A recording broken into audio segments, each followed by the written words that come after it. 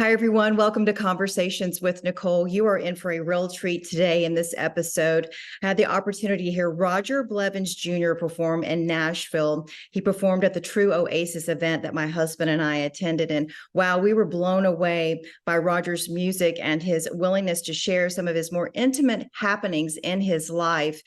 He was the frontman and songwriter for the band Mingo Fishtrap. You'll hear him explain how he came up with that name for his band, some of the struggles that he's faced personally, and a little bit about his music and how he's evolved as a musician. I really think you're going to enjoy hearing Roger's story today. So let's get started.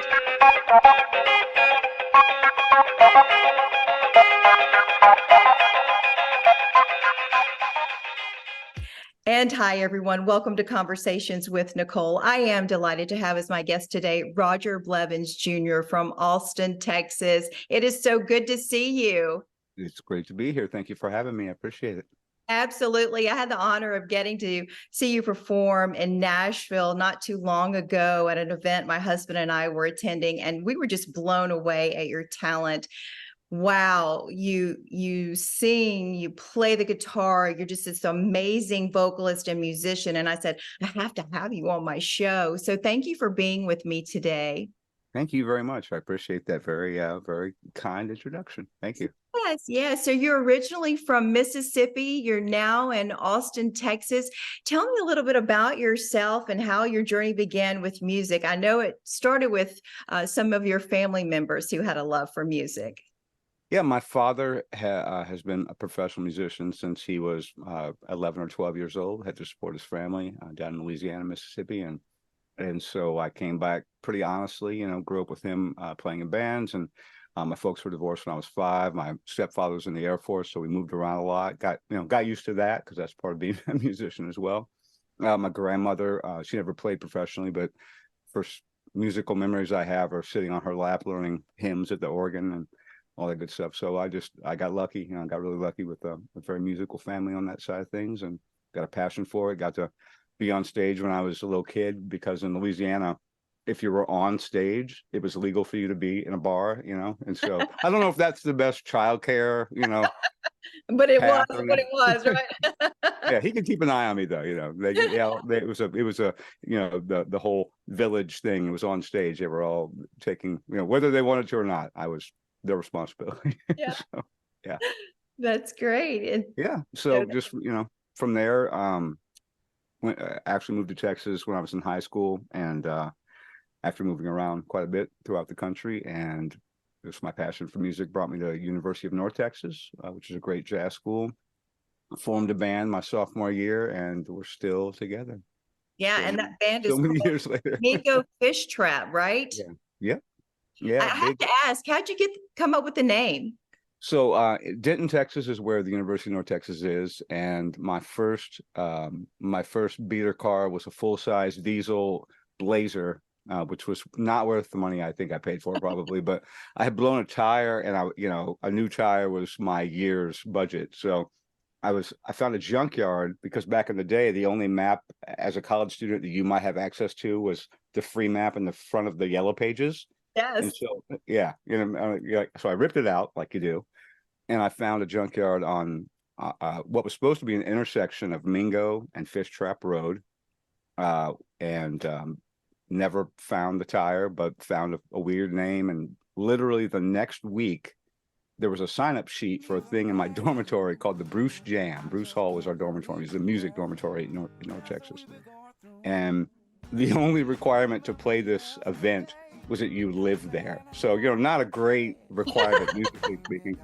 But I signed up, and these silly name of the street happened to be on my mind. So I put Mingo Fishtrap. I didn't have a band, and over the course of the next week, I got folks together, because you can throw a rock and hit 12 horn players at North Texas. So I had a 4-piece horn section and a full big band, and we did Blood, Sweat, and Tears, Tower of Power, all these old soul tunes, and it went over way better than we could have guessed. And here I am, a late middle-aged man, still doing the same thing. So it worked out, well enough for that. Anyway.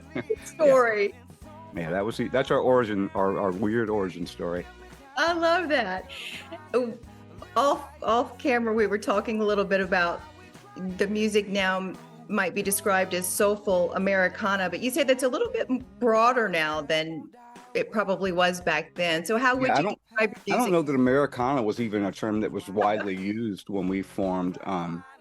I grew up, my dad, in Louisiana at the 70s and 80s and 90s. If you played standards, it was soul music, R&B, so maybe some bluesy rock. But so I grew up with a lot of soul music, Otis Redding and La Stax and Motown, and so that's where my heart's always been. And so to me, it's just soul music when you start writing your own tunes, and then other people make the determination of what you are. So that's okay, as long as they're mentioning you at all. You've maybe got That's a a good chance to thing. sound some records.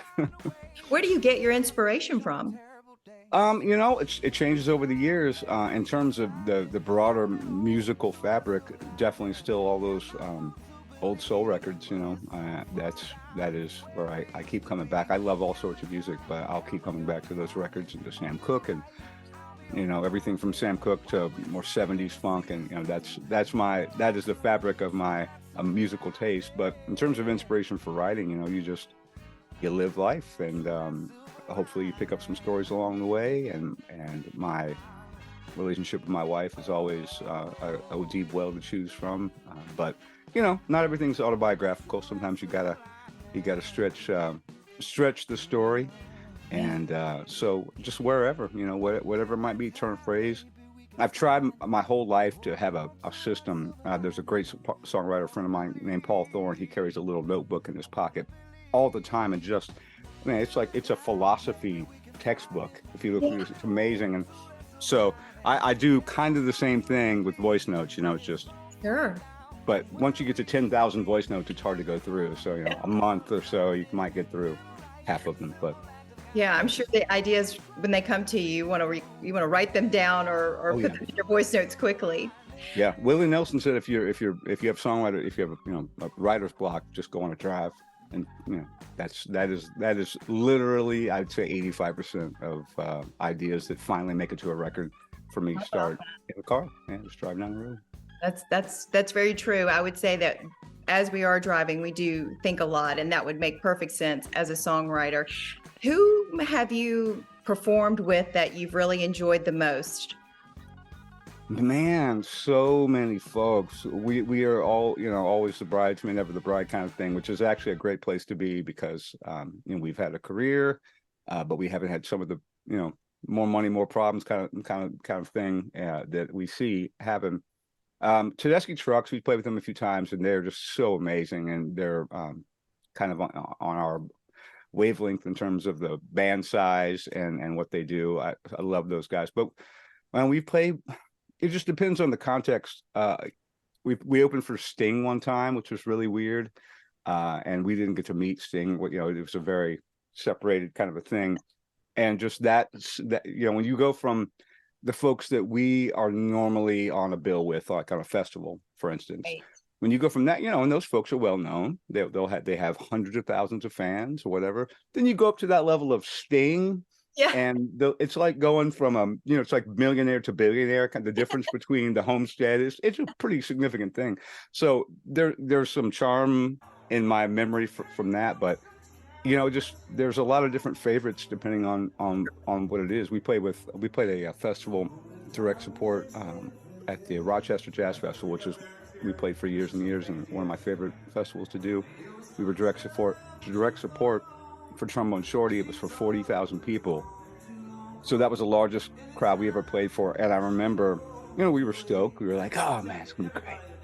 And we walked from backstage, and I remember getting 15 feet onto the stage and going, "That's going to be a problem," because I could not hear. You could have yelled at me from 3 feet away, and I could not have heard a single word you said. It was so, just the din of the audience was so loud before there was any applause, that we were like, "This is going to be a technical issue right now." So we were like literally kind of where we could see each other. Here's a hit. Everybody. Oh my gosh, yeah. But it was also exhilarating, So there's just so many, and honestly, for me personally, musically, some of my personal heroes are actually friends of mine now. So folks like Foy Vance, who's an amazing singer-songwriter. We've gotten to play with Foy quite a bit through Delbert McClendon and his cruise that he does every year. So, and Delbert is another hero of mine, and we've got to know him.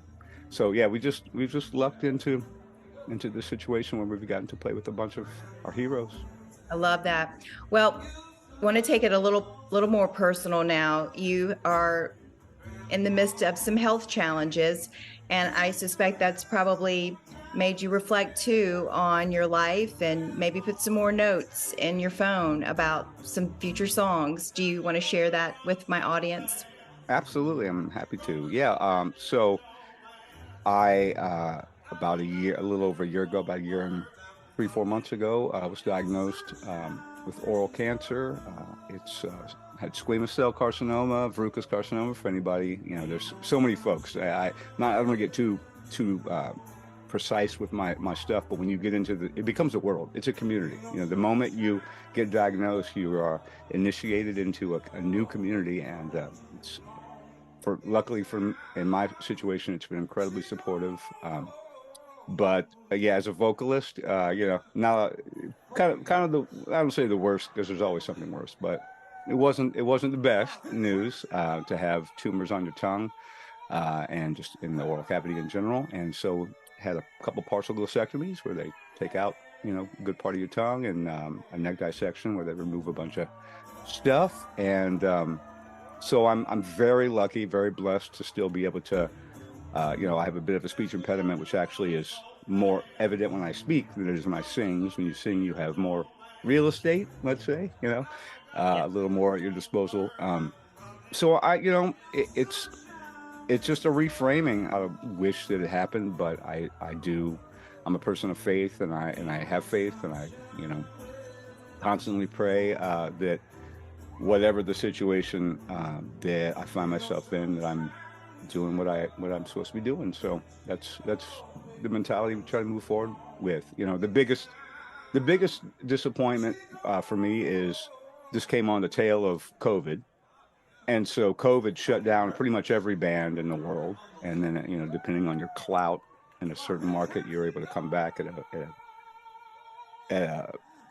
a very uneven kind of rate of return for different artists. And we, as a band, you know, we never quite got there before this happened. And so I just haven't had a chance to make much music with my brothers, and that's a drag. But, you know, we're holding the faith and trying to get back to something. And in the meantime, you know, we'll just doing what we can.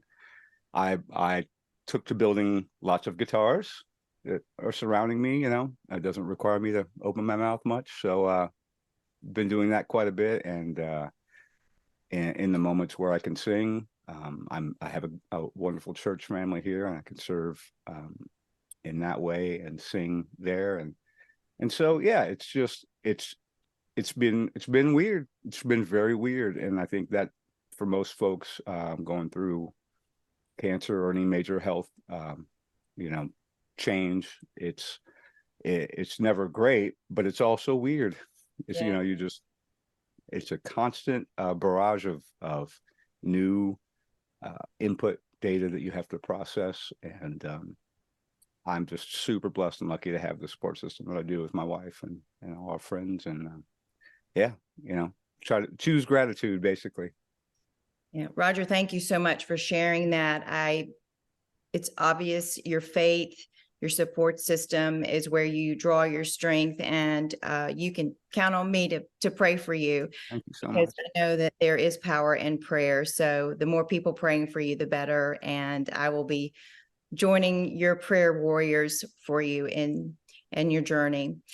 Any final thoughts as we close? I would like for you to share how people can follow you, how they can find your music, because you are amazing. Oh, thank you so much. Probably the most music out there is definitely Mingo Fishtrap, the band, several records and some singles and things. So if you, it's just Mingo Fishtrap on all the socials and YouTube and Spotify and all that good stuff. I put out a few songs under my own name, Roger Blevins Jr., that are out there since the world ended, and has begun again. So check that out as well. And I'm on all the socials as Mingo Singer for the most part. But yeah, Mingo Fishtrap's probably the best way to get to us. Yes. Well, I hope I do have the opportunity to see you perform in person again, because you're so talented, and it really was a pleasure to have that opportunity to see you when we were in Nashville visiting. So I wish you all the best in your recovery. We will be praying for you, and I want to thank you for taking the time to be on my show today. It's been just a pleasure to have you. Nicole, thank you so very much for having me. I appreciate it. Thank you so much. And that will do it for this edition of Conversations with Nicole. Until I see you again, I hope you have a great day.